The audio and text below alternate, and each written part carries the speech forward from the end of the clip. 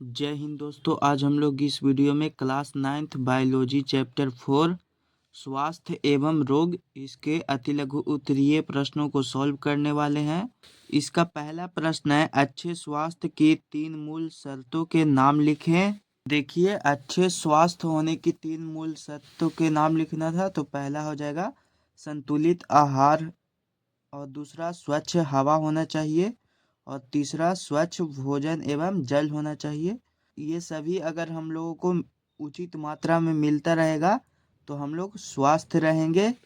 अगला प्रश्न है, ऐसे 3 रोगों के नाम लिखें जिन्हें स्वच्छ पेयजल का उपयोग कर फैलने से रोका जा सकता है। इसका उत्तर लिखेंगे अमीबिया पेचिस, दूसरा कॉलेरा और तीसरा टाइफाइड। शुद्ध जल का उपयोग कर इन्हें फैलने से रोका जा सकता है। प्रश्न है, 3 संक्रामक रोगों के नाम लिखें। नाम पहला हो जाएगा मलेरिया, टाइफाइड, चेचक, इन्फ्लुएंजा इत्यादि। तो संक्रामक रोग वैसा रोग है जो सूक्ष्मजीव रोगाणुओं के कारण होता है। तो आप लोग इसका उत्तर लिख लेंगे। प्रश्न है, 2 असंक्रामक रोगों के नाम लिखें। कैंसर, अल्जाइमर रोग, मिर्गी, मधुमेह, रक्तहीनता, गठिया इत्यादि। ये सभी असंक्रामक रोग के उदाहरण हैं। आप लोग लिख लेंगे। 5 नंबर प्रश्न है कि ऐसे रोग जो बहुत लंबे समय तक बनी रहती है क्या कहलाते हैं। ऐसे रोग जो बहुत लंबे समय तक बने रहते हैं उसे चिरकालिक रोग कहा जाता है। अगला प्रश्न है, सूक्ष्मजीव रोगाणुओं के कारण होने वाले रोग क्या कहलाते हैं। संक्रामक रोग कहलाता है। प्रश्न है, बाह्य कारकों द्वारा एक व्यक्ति से दूसरे व्यक्तियों में फैलने वाला रोग क्या कहलाता है। ऐसे रोग जो बाह्य कारकों द्वारा एक व्यक्तियों से दूसरे व्यक्तियों में फैलते हैं उस रोग को संचारित रोग कहा जाता है। अगला प्रश्न है, हाइड्रोफोबिया रोग का दूसरा नाम क्या है। इसका उत्तर लिखेंगे कि हाइड्रोफोबिया रोग का दूसरा नाम रेबीज है।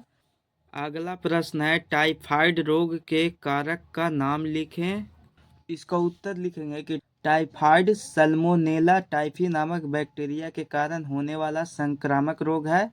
यह बैक्टीरिया सामान्यतः संक्रमित पेयजल, भोजन तथा दूध और बिना अच्छी तरह साफ किए कच्चे फल एवं सब्जी के माध्यम से स्वस्थ शरीर के आहार नाल में प्रवेश करता है। 10 नंबर प्रश्न है, एड्स का पूरा नाम क्या है। एड्स का पूरा नाम होता है एक्वायर्ड इम्यून डेफिशिएंसी सिंड्रोम। प्रश्न है, HIV का पूरा नाम लिखें। देखिए, HIV का पूरा नाम होता है ह्यूमन इम्यूनोडेफिशिएंसी वायरस। अगला प्रश्न है, क्षय रोग या टीबी किस संक्रामक बैक्टीरिया के कारण होता है। तो ये रहा बैक्टीरिया का नाम, आप लोग लिख लेंगे माइकोबैक्टीरियम ट्यूबरकुलोसिस। प्रश्न है, वैसा आहार जिसमें सभी पोषक तत्व समुचित मात्रा में उपलब्ध हो क्या कहलाता है। वैसा आहार जिसमें समुचित मात्रा में सभी पोषक तत्व उपस्थित होते हैं उसे संतुलित आहार कहा जाता है। और अभी तक आप लोग चैनल को सब्सक्राइब नहीं किए होंगे तो सब्सक्राइब कर देंगे और वीडियो को लाइक और अपने दोस्तों के पास शेयर कर देंगे। प्रश्न है, लौह खनिज की कमी से होने वाला रोग क्या कहलाता है। इसका उत्तर लिखेंगे कि लौह खनिज की कमी से होने वाला रोग एनीमिया कहलाता है। प्रश्न है कि ऐसे रोग जो बहुत लंबे समय तक बने रहते हैं क्या कहलाते हैं। इसका उत्तर लिखेंगे कि वे चिरकालिक रोग कहलाते हैं। अगला प्रश्न है, हार्मोन की गड़बड़ी से हमारे शरीर में होने वाले किन्हीं 2 रोगों के नाम लिखें।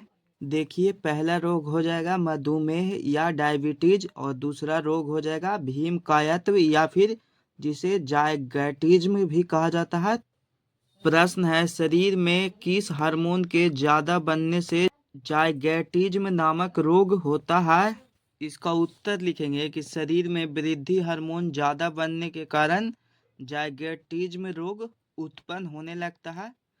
अगला प्रश्न है, एन्सेफेलाइटिस तथा चेचक किस श्रेणी के सूक्ष्म रोगाणु से होने वाले रोग हैं।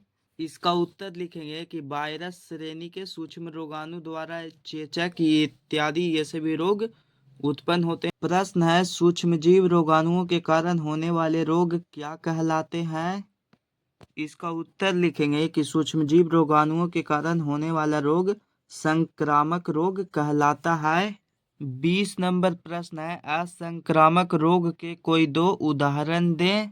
उदाहरण हो जाएंगे मधुमेह, कैंसर, गठिया इत्यादि। प्रश्न है, संचारित रोग के कोई दो उदाहरण दें।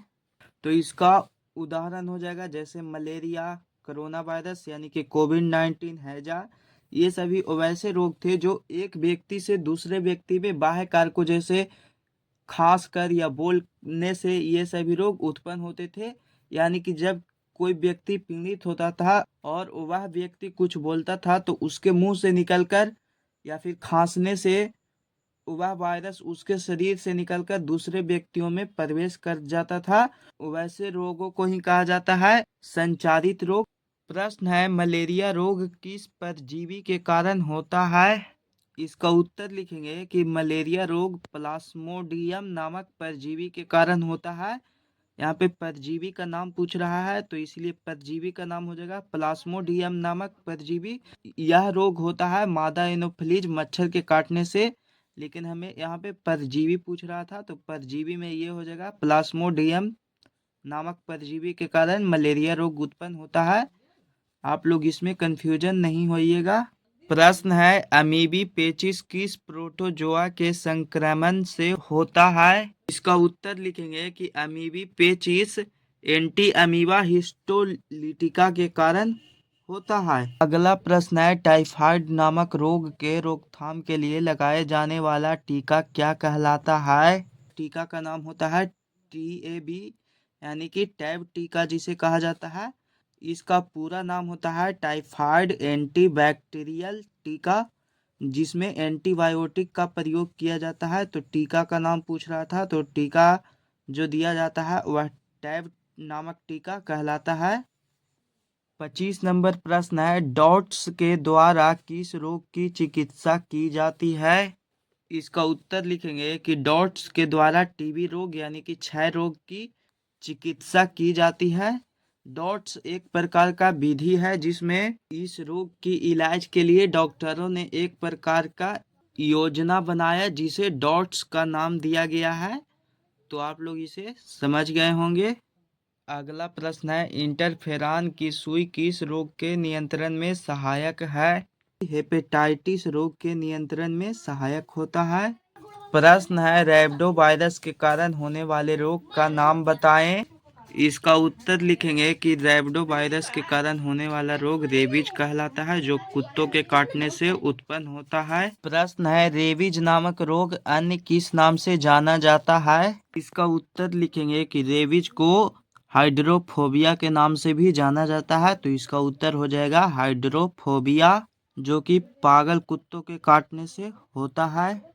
इसका लास्ट प्रश्न है, पोलियो वायरस से सुरक्षा के लिए बच्चों को पिलाए जाने वाली दवा की बूंद क्या कहलाती है? वह कहलाता है OPV बूंद, जिसका पूरा नेम होता है ओरल पोलियो वैक्सीन।